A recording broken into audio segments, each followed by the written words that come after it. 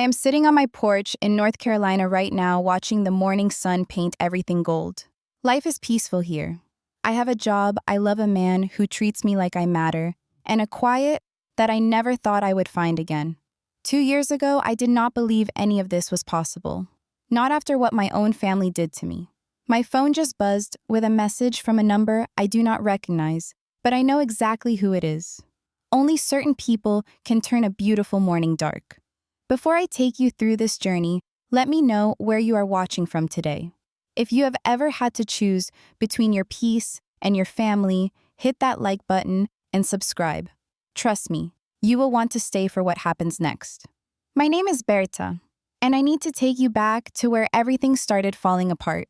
5 years ago, my mother Linda remarried. I was 23 at the time, living on my own, but still close to home. Her new husband was a man named George, a widower with a daughter named Megan, who was 20 years old. I wanted to be happy for my mother. She had been alone since my father passed away when I was 15, and I thought she deserved companionship. So I smiled at the wedding, shook George's hand firmly, and told myself I would make this blended family work. Megan was pretty in that way where she knew exactly how pretty she was. She had long auburn hair that she was always tossing over her shoulder and a smile that never quite reached her eyes when she looked at me. From the very first day, noticed something unsettling about her. Whenever I mentioned an accomplishment, she would find a way to redirect the conversation to herself.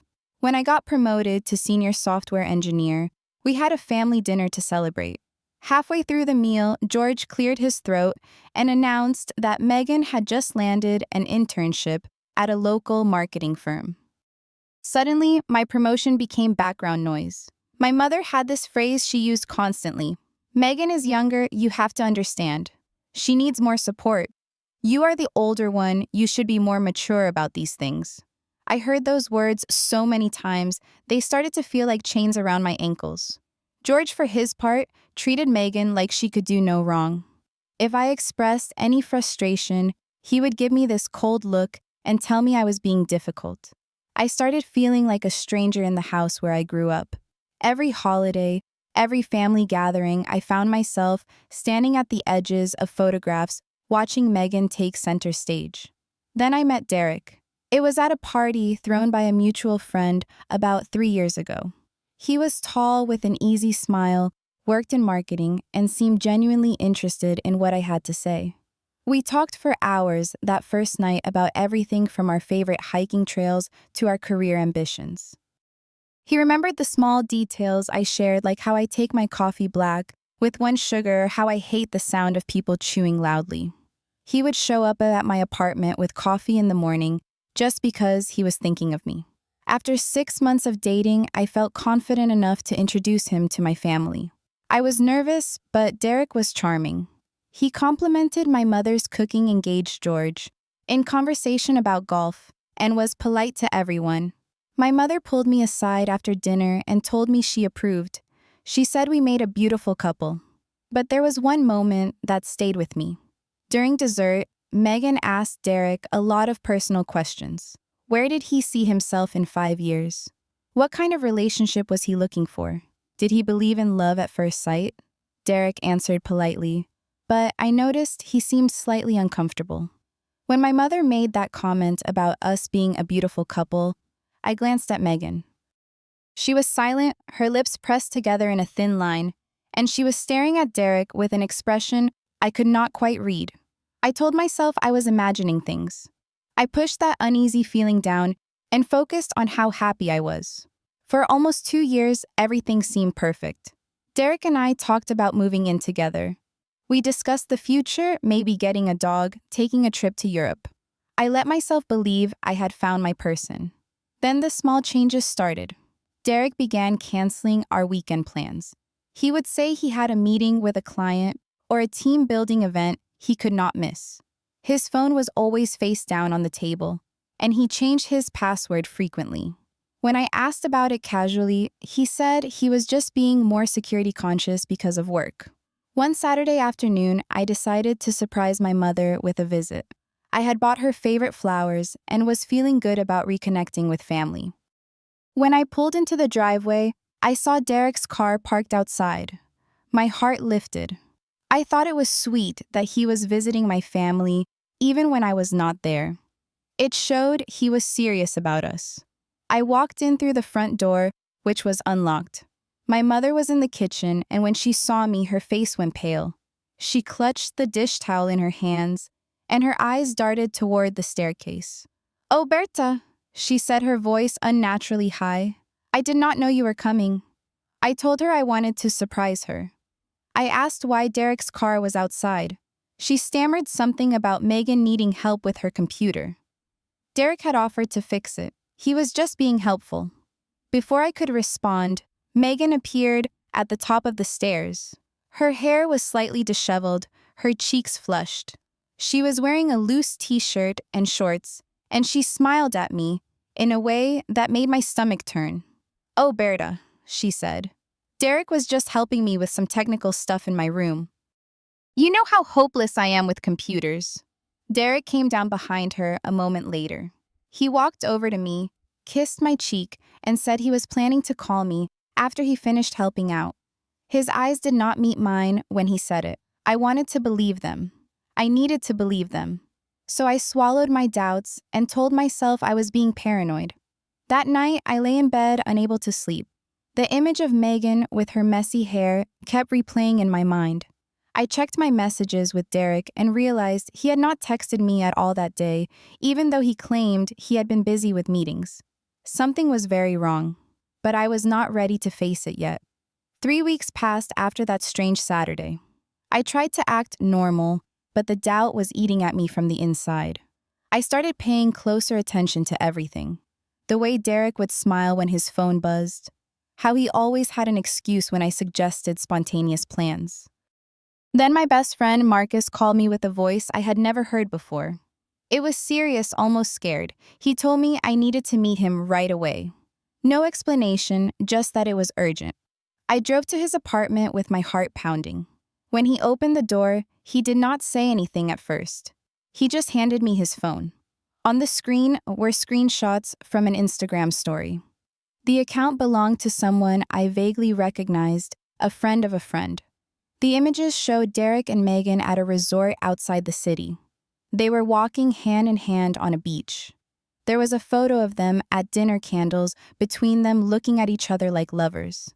The last image showed Derek kissing Megan's forehead, and she had posted it with a caption that read, "Weekend getaway with my love."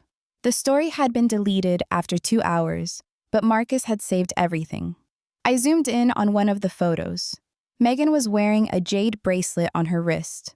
I recognized it immediately. 3 months earlier, I had seen Derek buying that bracelet at a jewelry store. When I asked who it was for, he said it was a gift for his mother. She loved jade, he told me. My hands started shaking. I felt cold sweat on my forehead. It was like watching a movie about someone else's life, except it was my life falling apart in those pictures. I called Derek. No answer. I called Megan. No answer. Finally, I called my mother. She picked up on the third ring, her voice casual and calm. She asked why I was calling, said she was busy watching television with George. I could hear him laughing at something in the background. I asked her if she knew where Megan was. There was a pause, then my mother said Megan was on a business trip with colleagues. Nothing unusual. In that moment, I understood. My mother knew. She had known, and she had chosen to hide it from me. I drove to my mother's house. The whole way there, I gripped the steering wheel so hard, my knuckles turned white. When I arrived, I noticed the lights were on in the living room. I did not knock. I walked straight in. They were all there waiting for me. It was like they knew I would come. My mother sat on the couch with her hands folded in her lap, looking tired. George was in his armchair with an expression of annoyance. And on the other couch sat Megan and Derek, close together but not touching like they had rehearsed how to appear. On the coffee table were 4 glasses of water. They had been sitting there discussing this before I arrived. My mother spoke first. She said we needed to talk like adults. She said emotions were high, but we could work through this as a family. Derek cleared his throat. He spoke like he was presenting a quarterly report at work. He said he was sorry about how things happened, but feelings are not something anyone can control. He said what he had with Megan was real. Megan nodded and added that they never intended to hurt me. She said this was true love.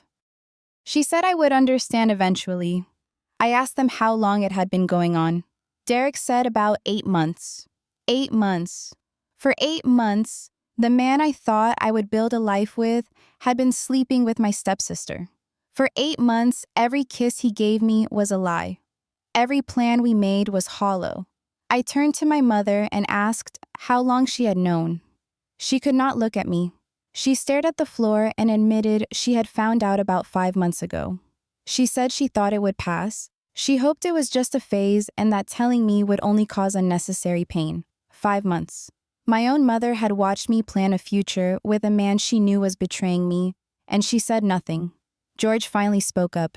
He said relationships are complicated, especially for young people. He said no one was really at fault here. Hearts want what they want. I felt something break inside me, not just my heart, but something deeper. The belief that family would protect you. The trust that the people who raised you would stand by you when it mattered most. I tried to explain how I felt. I told my mother that she had let this happen in her own home. I asked how she could choose Megan over me. She started crying, but her words cut deeper than her tears. She said Megan was my sister now, and she could not pick sides. She said she loved us both and wanted everyone to be happy. I asked her what about my happiness. George stood up, then his face hard. He told me to stop being selfish. He said Derek and Megan were in love, and I could not force someone to love me forever. He told me to grow up. Megan smiled slightly and said I was smart and capable. She said I would find someone else. But Derek was meant for her. My mother reached out her hand toward me. She suggested we move past this. She said we were still family. She asked if we could just forgive and start fresh. I looked at each of them. My mother, who chose silence over her own son. George, who saw me as an obstacle to his daughter's happiness. Megan, who had stolen from me without remorse. Derek, who had betrayed every promise he ever made. I stood up. I said one sentence.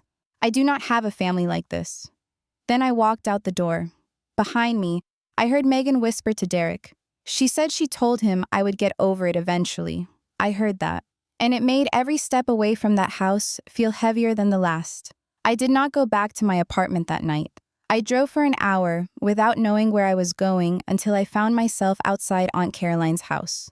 She was my mother's younger sister, but they had grown apart after my mother married George. Aunt Caroline never trusted him, and she made no secret of it. It was almost 11 at night when I knocked on her door.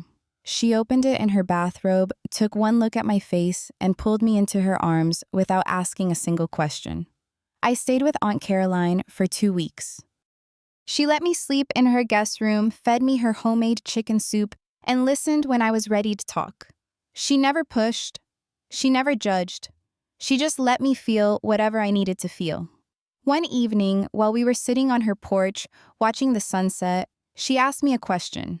She wanted to know if I had ever considered starting over somewhere completely new. She mentioned that she had a friend in Raleigh, North Carolina, who ran a tech company. They were looking for talented engineers. At first, I dismissed the idea. Running away felt like admitting defeat. But the more I thought about it, the more it made sense. There was nothing left for me here. My job was fine, but every corner of this city reminded me of Derek. Every family gathering would mean facing the people who had chosen betrayal over loyalty. I made my decision within a week. I blocked Derek's number. I blocked Megan. I blocked my mother and George. Then I wrote my mother one final email. I told her I needed time and space. I asked her not to contact me. I said that when I was ready, I would reach out, but I did not know when that would be. 2 weeks later, I landed in North Carolina with 2 suitcases and a heart full of wounds. The first year was hard. I threw myself into my new job, working long hours to avoid thinking about what I had lost. I made a few friends at work. I started seeing a therapist who helped me understand that setting boundaries is not cruelty, it is self-respect. Slowly, I began to rebuild. I did not date anyone for over a year. The idea of trusting someone again felt impossible. But then about 6 months before the events I'm about to tell you, I attended a technology conference in Charlotte. That is where I met Tristan. He was standing by the coffee station when I first noticed him. Tall with neatly trimmed brown hair and blue eyes that seemed to really see you when he looked at you. We ended up at the same breakout session about artificial intelligence in marketing. And afterward, we started talking. What struck me about Tristan was how present he was. He did not check his phone while we talked. He asked questions and actually listened to my answers. He laughed at my bad jokes and shared stories about his own failures in the tech world. When I asked what he did for a living, he said he worked in marketing, helping companies tell their stories. He did not mention his title or brag about his position. I later learned he was the marketing director at a major corporation in Charlotte. But that night, he was just Tristan, a guy who made me feel comfortable being myself. We exchanged numbers. He texted me the next day, asking if I wanted to grab coffee the following week. Our first official date was at a small cafe with an old piano in the corner. We talked for 4 hours, and it felt like 20 minutes. 4 months later, we made it official. For the first time in years, I felt genuinely happy. I did not ask too many questions about his work, and he respected that I did not want to talk much about my past. We were building something new together, something that felt solid and real. Then came the morning that changed everything. I was sitting on my porch, enjoying the quiet, when my phone buzzed. It was a text from a number I did not recognize. The message was from my mother. She said I needed to call her immediately. She called it urgent, something about the future of our entire family. I blocked the number without responding. 2 days later, an email arrived from an unfamiliar address. This time it was from George. He wrote that I had played enough games. He said Derek was having serious problems at work, and they knew I was connected to it somehow. I was confused. I had not spoken to Derek in 2 years. I had no idea what he was talking about. That evening, Tristan came home looking troubled. He sat down across from me and asked if I knew someone named Derek.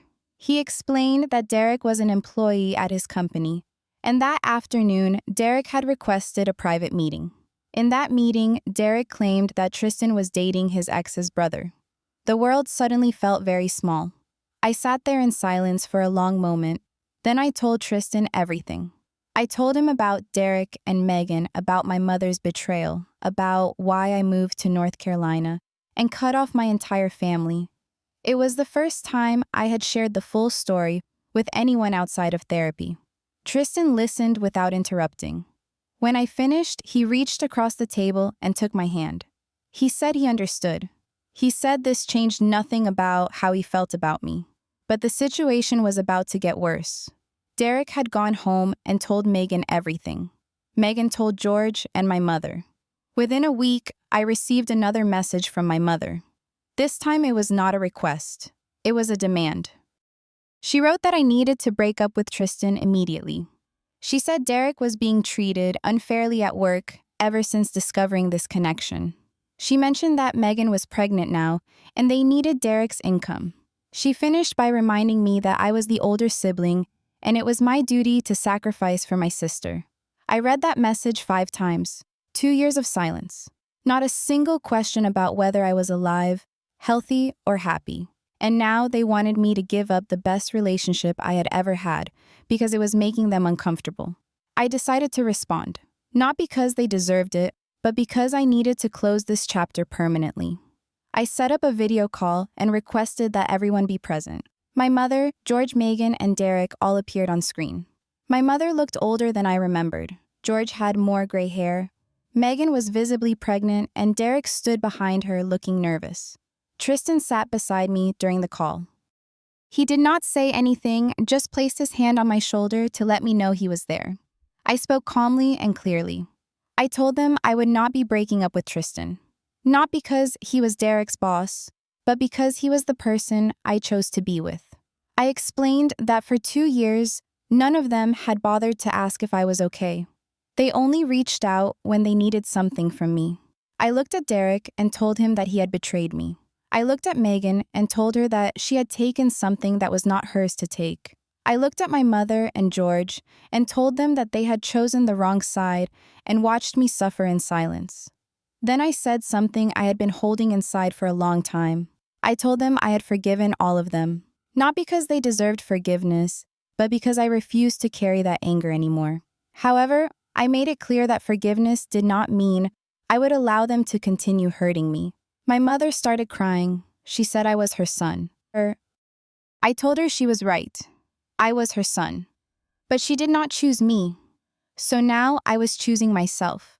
Megan tried to argue that family should help each other. I interrupted her.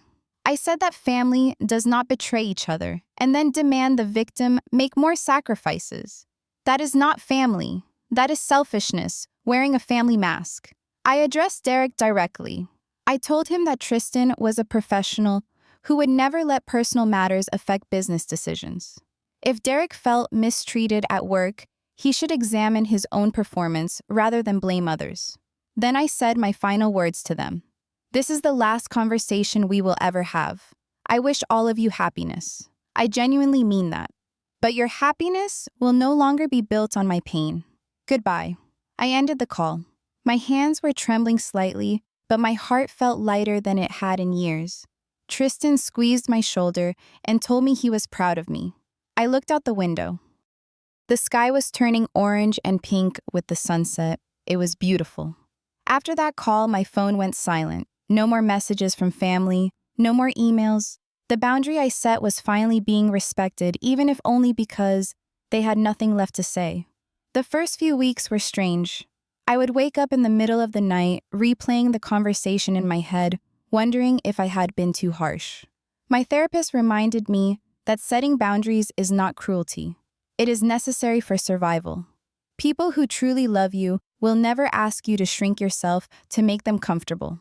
Gradually, the weight lifted. I stopped checking to see if anyone had tried to contact me. I stopped waiting for an apology that was never going to come. I started focusing on what I had instead of what I had lost. Aunt Caroline called me every Sunday. Marcus flew out to visit me twice that year. And Tristan became my home in a way I never expected. 3 months after that final call with my family, we moved in together. Our apartment has a small balcony where I keep a potted plant. Every morning, I water it and watch it grow. There is something healing about nurturing life, even something as simple as a plant. Tristan and I have a morning routine now. We cook breakfast together, talk about our plans for the day, and share comfortable silence. It is ordinary. It is peaceful. It is everything I never knew I needed. One morning while making coffee, I realized something. I had not thought about Derek, Megan, or my mother in over a week. The memories were still there, but they no longer controlled me. The anger had faded into something quieter. Not forgiveness in the sense of reconciliation, but release. I had let go of the hope that they would change, and in doing so, I had set myself free. I want to share what I learned from all of this. Family is not defined by blood or legal documents. Family is the people who show up for you, who protect you, who never ask you to sacrifice your dignity for their comfort. Sometimes the family you are born into fails you, and that is painful beyond words. But you have the power to build a new family, one that actually deserves the name. Forgiveness is not about the other person. It is about freeing yourself from the prison of resentment. You can forgive someone and still choose to never let them into your life again. Those two things are not contradictory. You are not obligated to set yourself on fire to keep others warm, especially when those others never cared whether you were cold. And sometimes, walking away from the people who were supposed to love you is the most loving thing you can do for yourself. Right now, I am sitting on my porch in North Carolina. Tristan is inside making pancakes. I can smell them from here. The sky is clear and blue, and somewhere nearby, birds are singing. 2 years ago, I could not have imagined this peace. I did not think I deserved it. If you are watching this and you are trapped in a family that does not value you or a relationship that makes you feel small, I want you to know something. You have permission to leave. You have the right to choose peace. You deserve a love that does not demand you become less than who you are. Sometimes the best thing you can do for yourself is to let go of the people who were supposed to hold on to you. And when you do, you will find that there is a whole world waiting to embrace you. Tristan just called from the kitchen. Pancakes are ready. I smile, stand up, and walk toward the door. The sun is warm on my back. Behind me, the porch sits empty, but it does not feel lonely. It feels like a beginning. If this story resonated with you, I would love to hear your thoughts. Have you ever had to choose between your family and your own well-being? What would you have done in my situation? Leave a comment below and let us start a conversation. If you found value in this story, please hit that like button. It helps more than you know. And if you are not subscribed yet, join our community so you do not miss stories like this one. Share this video with someone who might need to hear that they are not alone in their struggle. Thank you for spending this time with me today. I hope you carry a little piece of this story with you, and I hope it reminds you that your peace matters. Take care of yourself. You are worth it.